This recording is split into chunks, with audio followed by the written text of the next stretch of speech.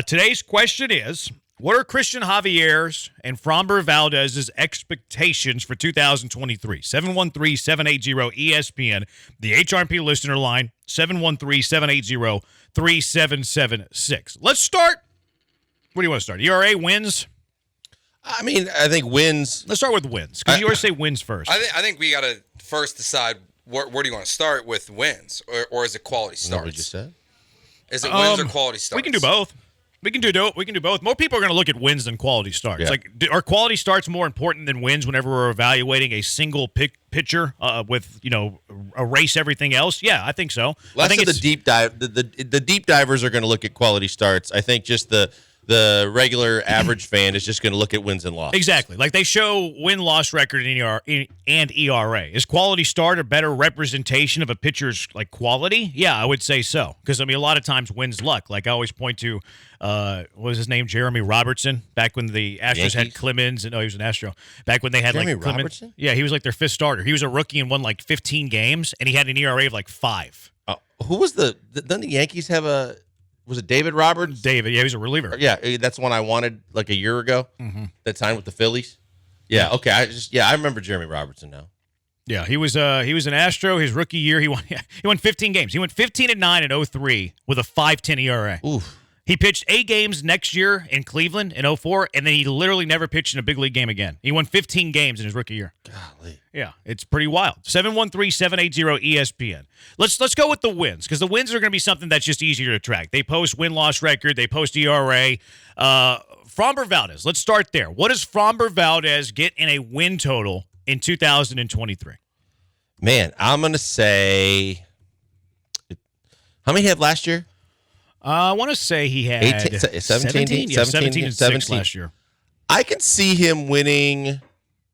I'll say I could see him winning 17. 17 games for Framber. I think 17's fair. I think as long as he stays healthy, I think where the differentiation is going to be from this year to last year is going to be quality starts. I mean, he went on a run, and those things we know how long that record had stood, and we know what an accomplishment it was. I don't see him doing that again, but I think that this team is so good that I can see him winning 17 games.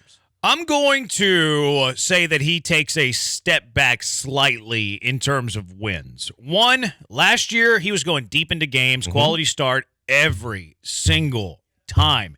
He was outstanding. I don't think that the shift is going to bother him in a huge way, but it's not going to affect him in a positive way. Like, he's a ground ball pitcher. Now the position players and the infielders are going to be in a spot where, you can't load up the right side of the infield. You can't put 3 infielders on the right side of the bag. So I think Framber, we talk about Tucker and Yordan being positive benefactors of the shift being eliminated. I think ground ball pitchers are kind of the thing that we're overlooking in terms of who's going to be affected from a pitching standpoint. Yeah. I don't think it's going to be huge. Like, I don't think it's going to be more than a quarter of the run with their ERA.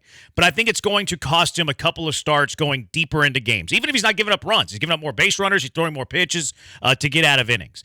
I'm going to say that Framber finishes this year with 15 wins. Plus, Astros might go 6-man rotation more this year than they did last year, which means less starts, means less opportunities, means less wins. I'll go 15. What do you got, Joe George?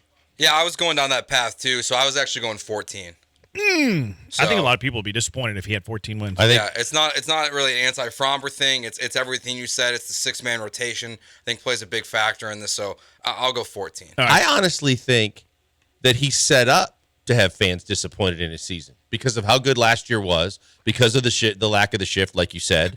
And I think that no matter what he does, I think he's set up for more.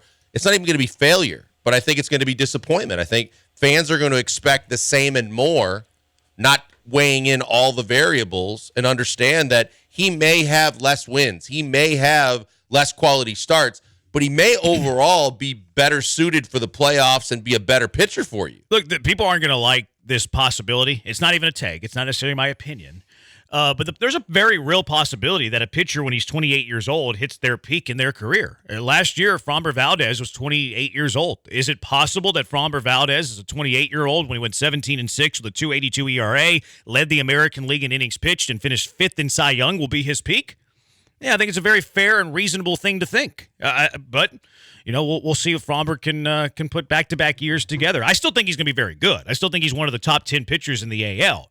But statistically, was last year his peak? I think it's a very real possibility. All right, Cristian Javier. What's the win total like for Cristian Javier? Last year, Javier, who made 25 starts, was 11-9 with a 2.54 ERA.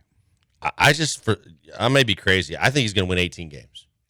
I think that he is going to take the American League by storm. I think that, as much as teams think they've seen him, to really consistently just put him out there in the top of the rotation and let him do his thing, I think he is going to be someone we're talking about all season long, the way we were talking about Framber's streak a year ago. And I think that he is going to have a hell of a year, and I'm going to go, maybe it's out on a limb a little bit, but I'm going to say 18. I think that Javier is going to take the next step in his career. I think he's one of the very best pitchers in the AL.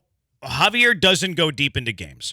Framber's more of the workhorse. Framber goes deeper. Javier, they kind of, they don't have him going 7 to 8 innings deep. He's also throws more pitches because he's a strikeout guy. Strikeout guys throw more pitches because you need more pitches to strike guys out.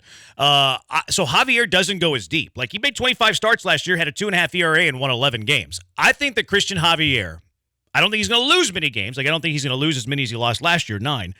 I'm going to put Cristian Javier's win total at, let's say 14.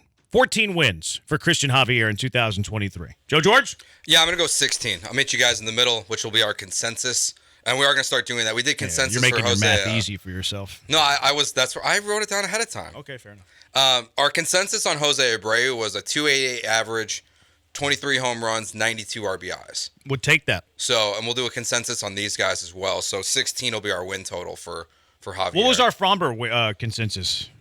What was the 3 wins? Say it real quick. 17, I said 17. 15, 14. So I guess it's like 14 and a half, 15. Yep. No, it's probably right around 15. We're going to round up. Maybe 15 and a half. Okay. All right. There's my Houston Cougar math.